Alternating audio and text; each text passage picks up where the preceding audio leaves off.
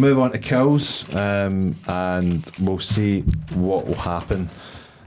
Another thing I wanted to mention was, see the music that plays before, like, you know, when the Universal logo comes up, and it just kind of like, it's a nice, or like weird, makes you kind of atmospheric, makes you kind of ready for a Halloween movie. I loved that. I loved the music at the start. Yeah, I think title scenes are very important. Yeah, and two movies that does it for me big time is The Conjuring. When the Conjuring sign comes up, you hear that like it's rising. And the latest one was Evil Dead Rise. When she comes out of the water and Evil Dead Rise comes behind. I'm like, oh my God, that is amazing. That was very cool. Getting hooked from the title gets you sitting forward. Yeah. And you're like, oh, here we go. Because it kind of just set the tone for me. I was just kind of like, oh, it's dark in here. I feel kind of eerie. This music's just kind of making me feel like... But I think the 2018, going back to that, it's got a good title scene where you've got Aaron saying like, say something, and it just goes, poof, Halloween, and then it gives you the tune. I'm like, whoa, we're in for something different here. But then, if we go with my opening with the flashback, that's then a title sequence as well, innit? So it's kind of like, I wanted to have the flashback first. I would have the flashback first as well, but you could still give that that's Halloween true. at the end of it. Yeah. Imagine just seeing like Michael being arrested by the police, Sartain, Dr. Loomis behind him, like, you know, he comes out the house and sees him, and then zooming out and then just going, poof, Halloween. You're like, whoa.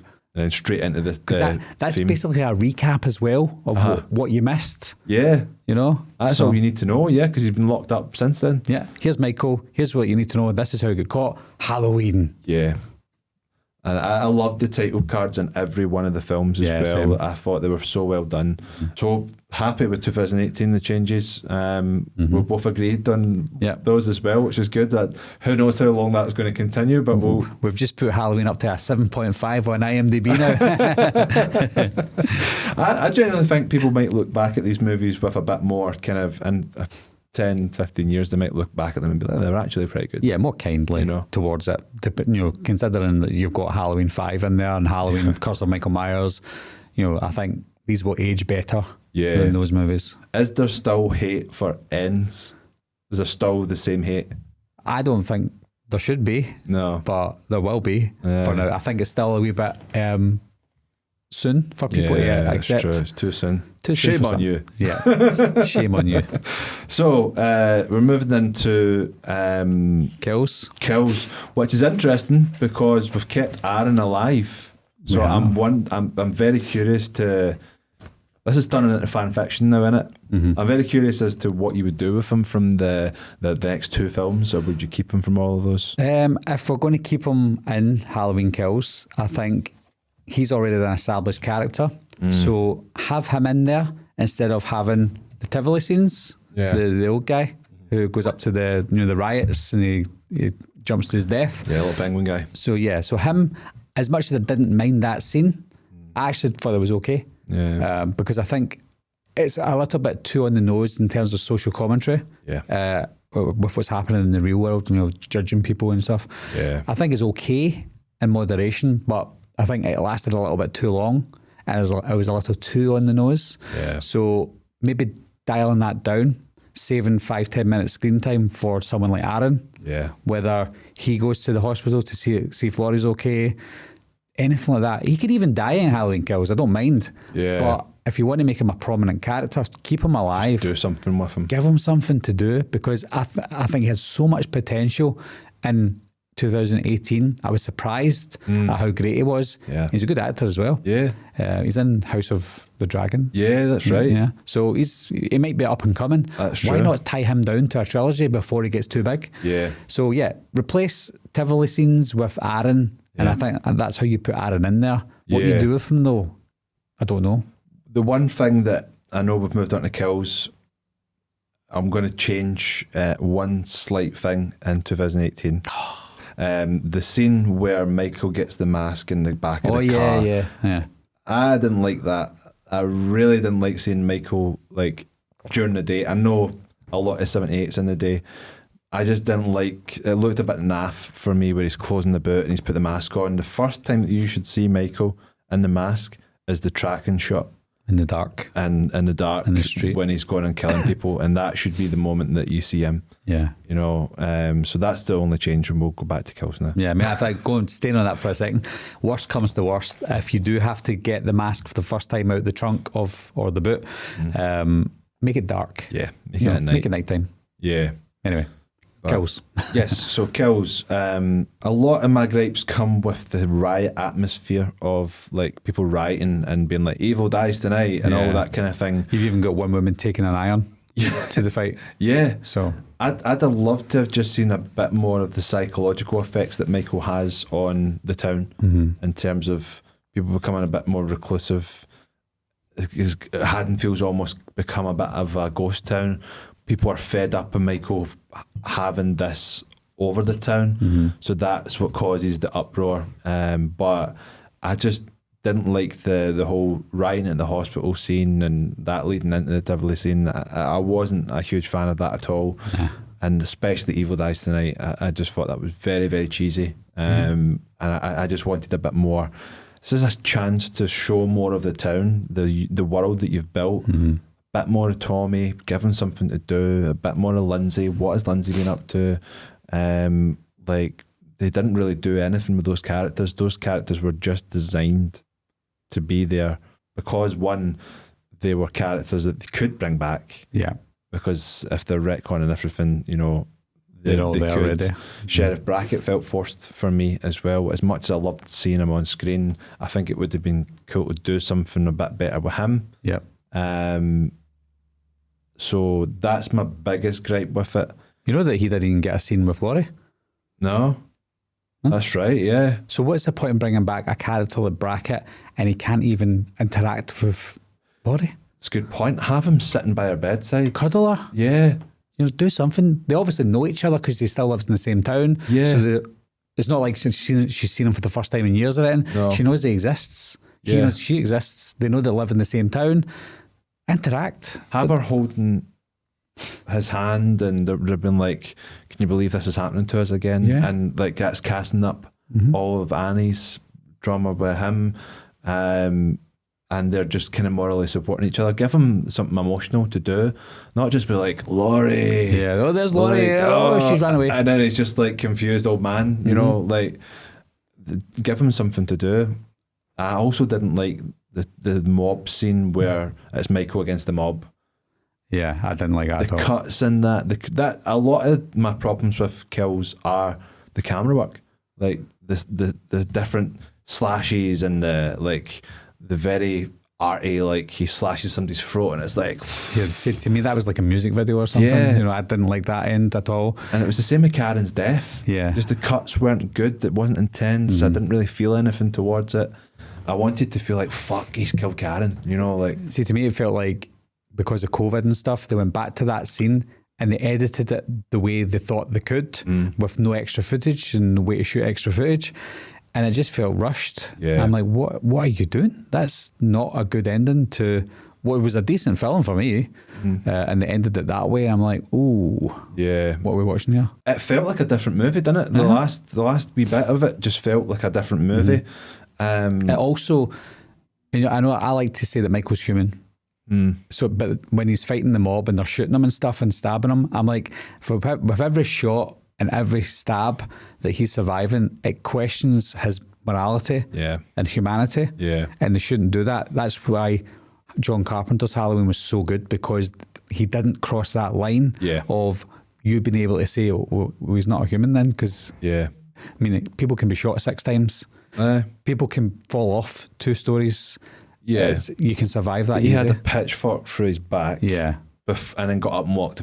Like, I think she stamped in his neck at one point. Yeah. Did you know? His like his head bit. Yeah. Literally would have killed you. Yeah.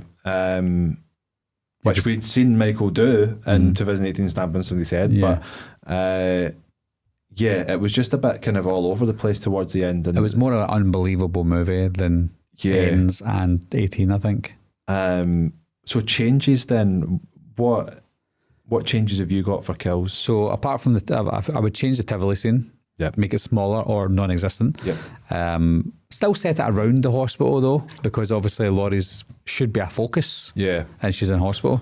Another one, a big one for me is, well, will lead on to ends, Right. but it would be to keep Cameron alive. Yeah. Because out of all the characters before Corey was introduced, out of all the characters in these movies, Cameron was the best for me because he had an arc that we can all relate to. He is a guy who you hate at the beginning, the way he treats Alison, the way he just treats life. Yeah. He's a dickhead. Yeah. But then there's something about him that he just redeems himself so much in Halloween Kills. Yeah. He's one of my favourite characters in the whole franchise. And is Dylan Arnold, who plays Cameron, who is a fine actor. Absolutely. He's going to do massive things. Yeah. He's actually filming a few films just now. Right. He's probably going to get Oscar nods for. Yeah. There's a film that's coming out called April 1992, I think it's called. Right. It's about the Rodney King incident in America. Cool. And he's part of the riots. Right. So I've seen a few images of him, and I just think he's going places. I love them in You. I've not seen that, but I heard he's good in it. He's fantastic in that, and it was kind of when it was. I think that season came out, or it's maybe just I watched it after that point. It came out right after Kills, and because he died in Kills, it was like we were getting our Cameron fix. Yeah, we're getting him back. And it was just brilliant. So, but again, that's something that David Gordon Green done well was give us a character that we can hate and then get behind, and I think his death was the hardest to take for me because I really wanted him to survive and do the right thing, but he didn't survive. And we'll talk more about that in Ends. Yep. But yeah, I would change Cameron being alive. Lonnie, for the idea that I've got for Ends, he needs to stay dead. Right. Lonnie, as in up in the attic. Okay. Maybe kill him in a different way that we could see. But for the impact that I've got for Cameron, Lonnie needs to die still. Yeah. I think just give that. It felt very much he went in the house and straight away died. Yeah. Like, I wanted a bit more tension there. Like, we could have had a bit more of him trying to find Michael. It felt very much like Michael was just standing waiting for him at the door. Yeah. And, that we know that wasn't the case, but it felt. And I know films try to cut stuff like that out because it'll become a bit inflamed but let it breathe. Yeah. It felt like he walked into the house and you're like, okay, this is going to be intense. He's going to try and find Michael. Something's going to happen. And then it's just like Cameron and Alison were just straight into the house after him. So, yeah, have a bit more time with him. I do agree, as much as I love Lonnie, like, I don't mind him staying dead. I also don't mind off-screen deaths as long as we know the context of the death. Like, I like the death, see the one shot in 2018 where you see the old lady making the sandwich. Oh yeah, that was so good. Walking away and then see Michael picking up a knife and going towards her. We can put in our heads what happened. Yeah. We don't know what happened to Lonnie. Yeah. It looked like to me that if I had to envision it, Michael grabbed him, folded them in two, and stuck him up the loft. Like there's no context to that whatsoever. So I think I know he's just doing housekeeping, really. Yeah. Is that why are you climbing up? Did you climb up there? Did he go up the ladder? What happened? Did Michael throw you? I know. I don't know. It's just weird. Even to this day, when I watch it again, I'm like, I still can't see what position his body's in. Yeah. Is it folded or is it just hanging out? It's very strange. And obviously did a little bit of that in the original. The body comes hanging down. That was really, really good. I think they just kind of think they need to put that in there, but that's okay. Yeah, but not with Lonnie because I loved him. Yeah, me too. I like that. They showed up Midnight Mass as well. It's another great TV show. Robert Longstreet, his name is. Yeah, it's always good to see him. Also, more characters that I loved is Big John and Little John. Yeah, they're good. I could easily just watch a sitcom with them too. Yeah. They're just so well written. Their scenes, they chewed up the scenery. It was such a good dynamic. Both two great actors. Again, another off-screen death with Little John. He goes into the room and he's like, Michael, you've come But home. That's a good one because we can kind of figure out what's going to happen here. And then you just hear him screaming. And it was just so good. But yeah, their banter was... I think the best part of their scenes were when Big John or Little John says, I've got this knife. He goes, and I've got this knife. I was like, that's unintentionally funny comedy gold. Yeah. Not forced. It's just natural. I know. It's so good. I would imagine half of those lines that they said were probably improvised. Yeah. Because they're so good and they bounce off each other well. I know, it was so well done. And again, they meet their demise, but I would keep it that way because that's what they were there for. They were there to be other people to kill. Yeah. It's a sequel. They want to ramp up the kills. And it's called Kills. Yeah. But the characters, again, that David Gordon Green writes, they're just great. They're good. You know? I mean, again, apart from Sartain, who started off well, I don't know if there's any badly written characters. No. Well, Tommy, I think Tommy was maybe. But that's maybe it's more dialogue for Tommy because he was written in a way that he was believable and he was getting to a point where I was like, right, okay, we can see him going somewhere until it didn't. Yeah. You know, so I think the script and the dialogue was the worst parts for Tommy. But I think in person and presence, he was fine. Yeah. You know? He looked exactly what you thought Tommy would look Could like. have looked like, you know, so... And it was good casting. It just for me, they just didn't do enough with him. They just brought him in to kill him, which just wasn't for me. In terms of the kills and Halloween Kills, personally, I wouldn't change how most people died on screen. Yeah, the very funny one where the girl dressed as a nurse, that made me kill myself. Yeah, I mean that was like pure like whoa.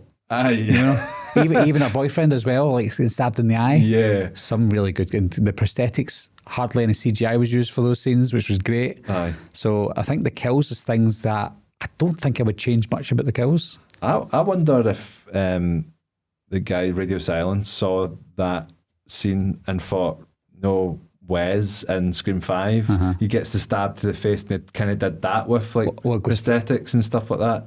It went through his neck. It goes through like his. Does not go through his like. No, it didn't. It went through his neck. Yeah, I was thinking it went through his cheek, but it's the other guy. It's the other way around. Yeah. I wonder if they took inspiration from that, thinking it can be done. So let's try it. Yeah. Yeah, but the kills were all good. I'm trying to think if there's any that I didn't really sit with me. Again, go back to 2018. I felt Ray's death was a bit kind of forced. It wasn't great. The cowbells. Yeah. Not that you would want to see him. I think maybe that's what they've gone for. You don't want to see him getting brutally murdered, like stabbed and like. They missed a trick though. They should have put peanut butter on his trousers as he's dying. He still didn't get it off. Yeah. I got peanut butter off my penis.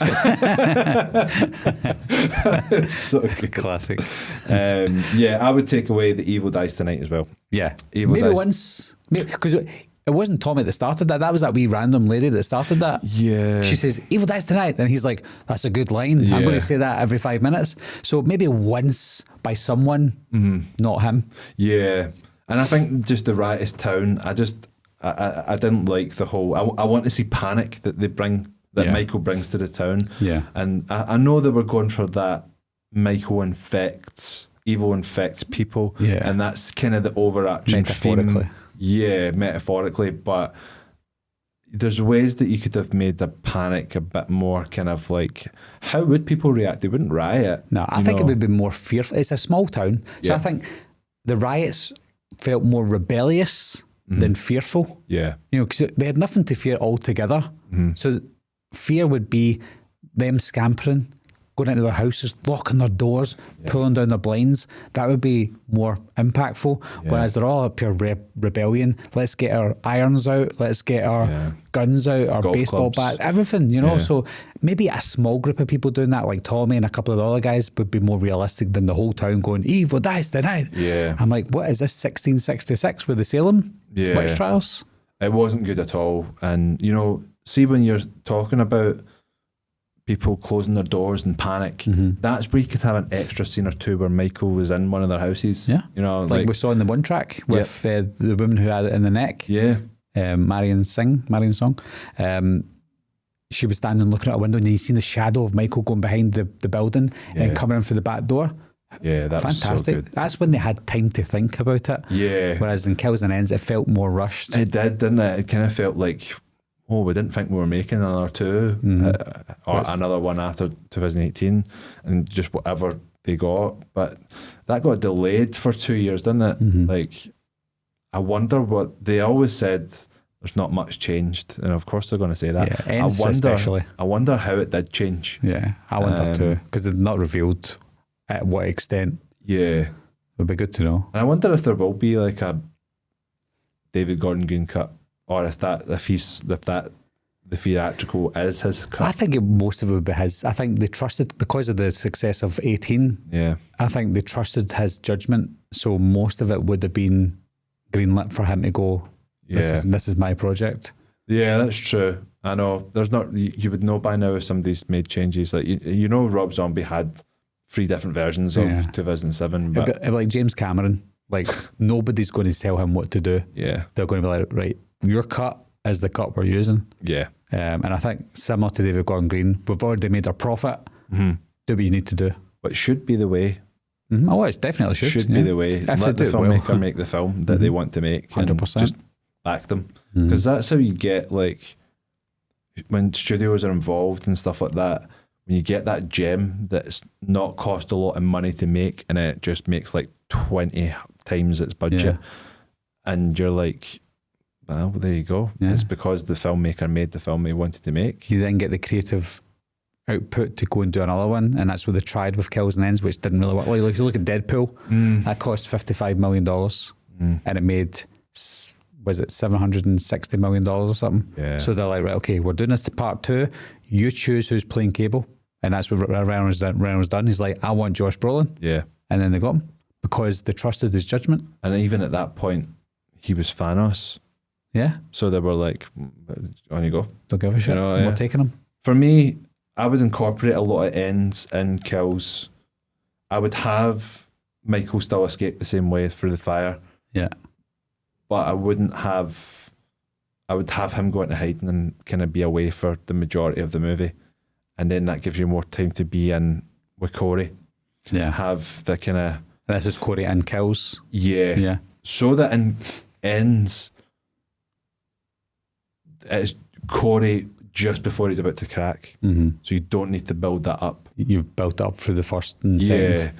So you've teased them in the first by just showing them and giving them a little bit of context. Knowing that it exists. Yeah. Then in Halloween Kills, have him kind of struggle with getting...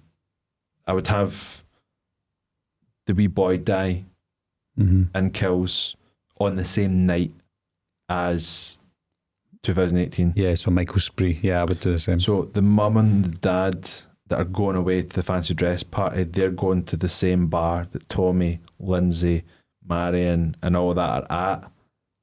And that's how they come home early because they've seen Michael Myers. The town's going into a bit of a panic. Like they're coming home to get their wee boy from being babysat, and then he dies. And that's another fuck me moment. You know what I mean? They're coming home to say to Corey, like, you better go home, Corey. Michael Myers is on the loose. Yeah. But as they open the door. And that then leads into like Corey being bullied further and people being like, he's the baby killer and all that. You're just like Michael Myers and blah, blah, blah. And just people... Well, this might be a little far-fetched, but can you imagine that Michael is out there killing people, so that wee boy's parents come back to tell Corey to go home, but before they get in the house, he already dies and Corey does a runner. Right. So they come into the house and they see their boy dead and think Michael's done it and not Corey. And Corey's felt guilty and ran away. Yeah, that could be a good shout as well. That would change the whole aspect of everything, but that would be interesting as well. Yeah, that could be good. And I was kind of just thinking like, have Michael escape, but nobody knows that he's escaped until much later on. Okay. Like Hawkins will find out or something. But Hawkins is in hospital as well. And maybe have Karen know. She sees the news report or something like that and just doesn't tell anybody because she's like, I don't want to cause panic. My mum's in bed trying to recover from that surgery, which I found weird that they were like, as they were operating on her, they were like, she's going to have a very sore stomach for a wee while. And they're just trying to make it be like, what is Laurie's body going to be put through? Yeah, so letting us know. Yeah, it's just the dialogue of she's going to have a very sore tummy. It's almost like the spoon feed is everything in Kills. Yeah. Like they think we're going to be stupid. Aye. But maybe we are. Another thing about Kills that I loved is when they demask him, and he goes to the door, and you do hear the words "give it back," very, very like. And I know a lot of people are like, "No," and some people are like, "Yeah, I can hear it." Every time I've watched it since I've came out of the cinema, I can hear it.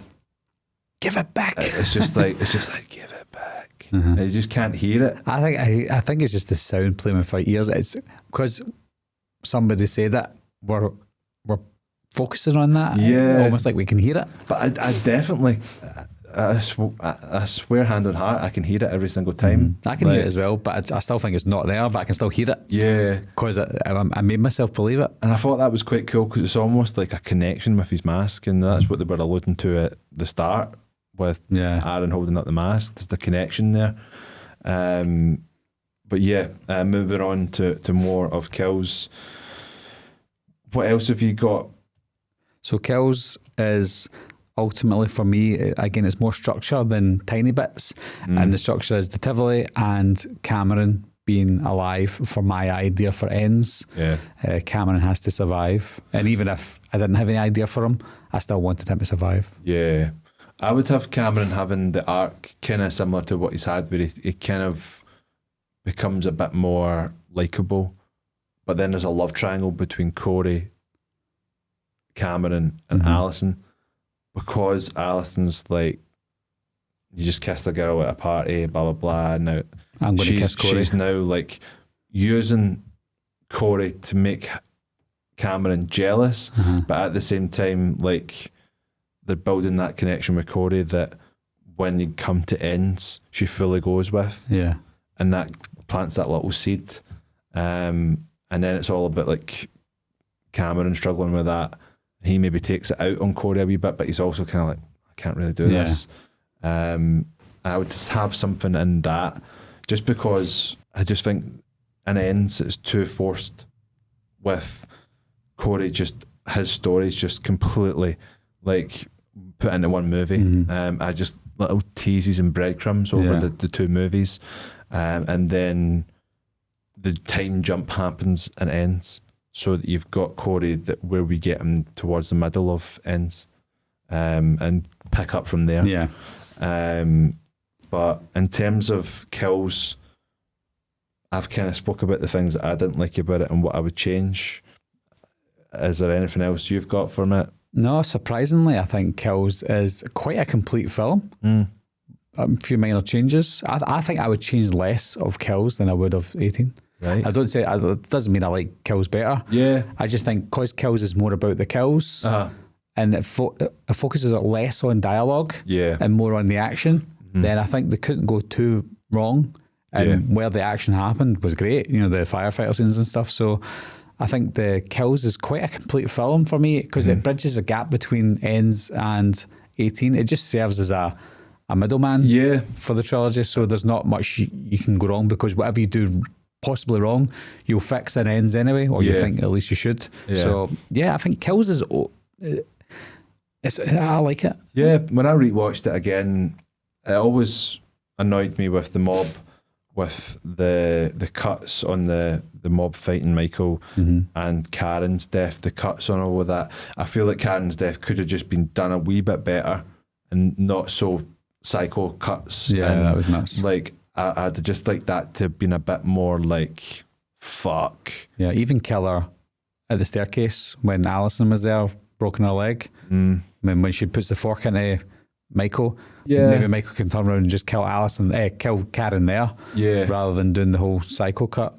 Yeah, I think it's quite impactful, and the place takes place where it does. In the bedroom, and he's looking out the window, and it's kind of just like, right, I'm coming for you now. I've killed your daughter, kind of thing. Like it's like him getting a wee bit of a one up on Laurie, but then you're kind of making it tit for tat, aren't you? But again, in hindsight, he doesn't know.